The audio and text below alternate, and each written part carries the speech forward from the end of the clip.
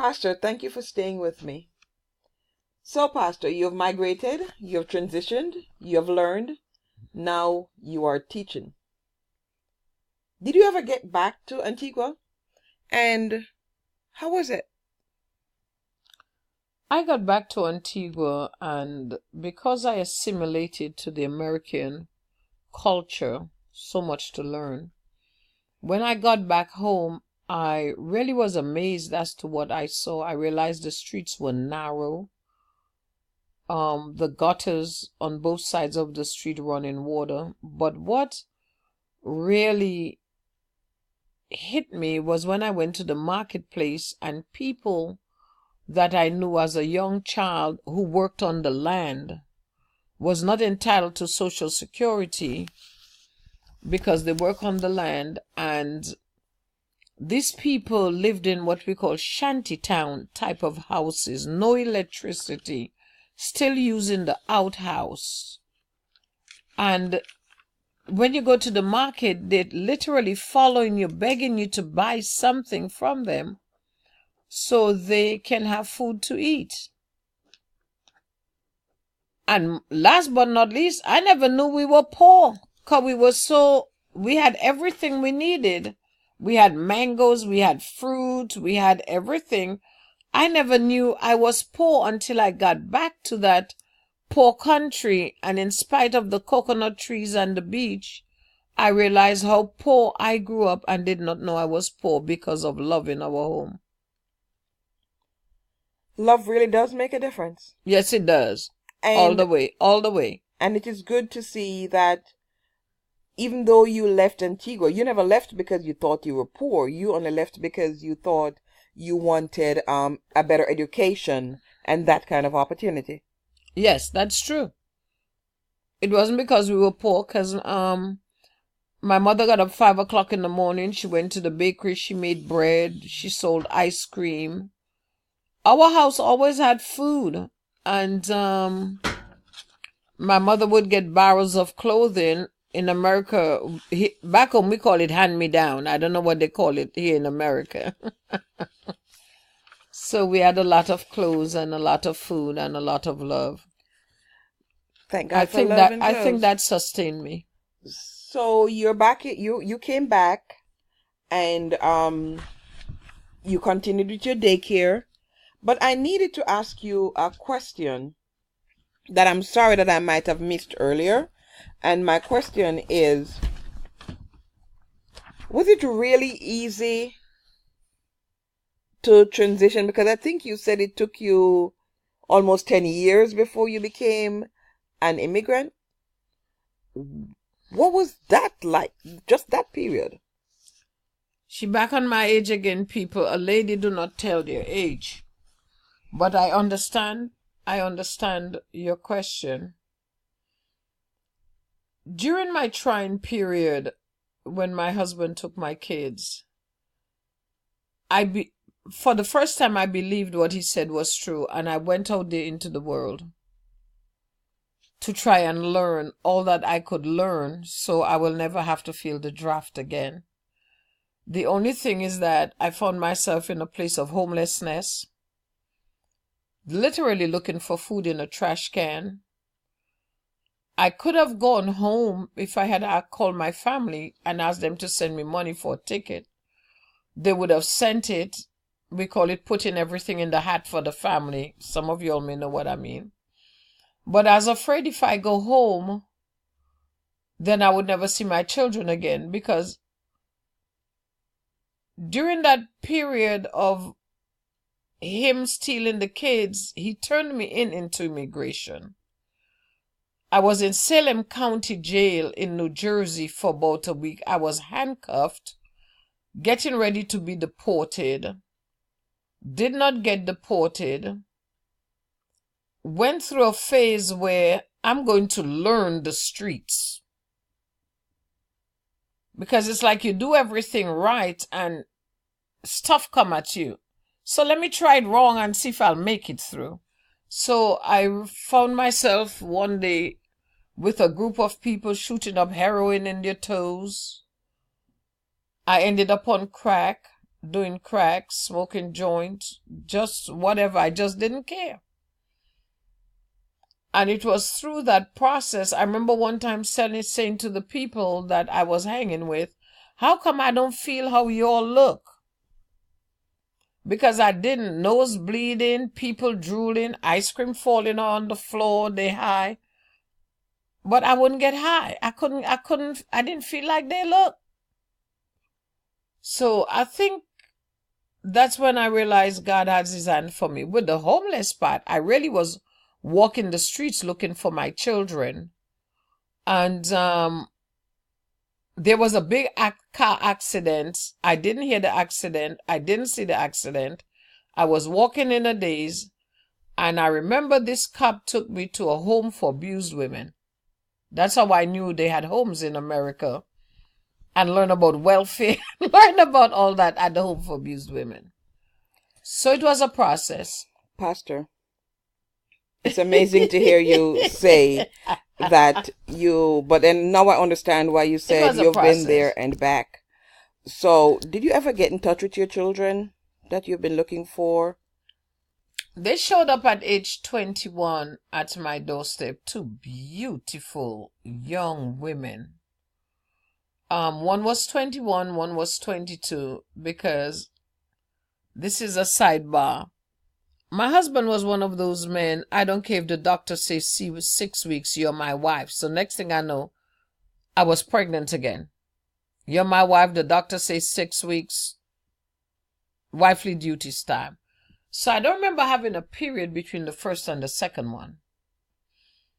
Anyway. Was it a cultural thing or was it just him? He was from Cartagena, British Columbia. I don't think we will discuss him anymore. Cartagena, British Columbia. And they came to visit me. I found them. I was looking for them, they were looking for me. And the two most beautiful young ladies. My mother was visiting with me at the time. And she always wanted to see the kids. I remember hearing my mother say, no, I can die and go to the Lord. I have seen your children. And God allow me to live, to touch your children. And she blessed them. She laid hands on them and she blessed them. Right now, my oldest daughter has her master's degree in hospital administration. She stayed on the dean's list. My second child, she has a bachelor's degree as a dental hygienist, married to a firefighter. My third child, she's licensed throughout the 48 states. She do health insurance license for Humana and Blue Cross and Blue Shield, trained by the government. My last child just graduated with his bachelor's degree in business administration. He working in a bank downtown. And here I am. I'm happy. Happiness is totally bliss. It is. When you have arrived. It is. And you have arrived. Yes, I have. I'm at peace. You are at peace. Mm-hmm. I need to step back a little, and forgive me if I keep going back with you. Go ahead. I need to go back to your business. You were a daycare provider. I know when I spoke with you a few weeks ago, you never mentioned that you had a business. So are you still a daycare provider? No, I'm not. I got hurt. I was in a wheelchair for about 18 months. People would come and bathe me and wash me. I lived in a big house in Overbrook Park. Beautiful house. I lost the house. I lost the business. People never thought I would walk again. So who took, who stole. Here I go again. People helping themselves to my things. My children could only do so much. Anyway, God healed me and I got out of the wheelchair. My son ended up going to live with his father, which was not my ex-husband. My ex-husband is dead. Glory to God, he's dead. Yes, I say glory to God. My son would have lived with his father. My daughter moved in with her fiance, who's her husband right now. I ended up moving in with a friend of mine. She's a member of the church. Stayed there for a while, and one day I woke up and realized I was in a middle room in a house, living in a middle room on 52nd Street, struggling to pay a storage bill, and I lost everything. And by the grace of God, I had to start over again. I had to start over again. But I thank God all these things built character in me, and here I am in this beautiful house and I'm at peace. Pastor Elsie, you've started over quite a few times. Yes. And I know you didn't want to tell me your age, but I just heard that you are 71 years old. And so tell me something that what would you like to share about this last decade of your life? I learned that we were born with gifts, and we do not know what those gifts are. I'm not saying people have to go walk my journey. They don't have to live my journey to find out that we are strong. And the visions we had as children for our lives, they can be fulfilled. I learned that adversity truly builds character in a person. I also learned a person can grow old gracefully, or they can grow old cantankerous. I chose to be graceful in my old age. I learned that no matter how many times we fall, we can get up. And I also learned that in God, nothing is impossible. I tell my congregation, no thing, let's break up the word, no thing is impossible with God, because I'm a living, walking, breathing testament of what God can do. But to close this out, as a pastor, I can minister to someone who's on drugs. I can minister to someone on crack. I can minister to someone who's been homeless. I can minister to anyone that crossed my path, because I've been there, did that, done it. And I pray that when I'm finished writing my book, that my book will not just only help an immigrant to go through the cracks in America, but it will also allow an American to live in their pie and enjoy their pie. Because if I, as an immigrant, could make it, they also can make it as a naturalized citizen. Oh, I'm a naturalized citizen right now. Yeah. Isn't she amazing?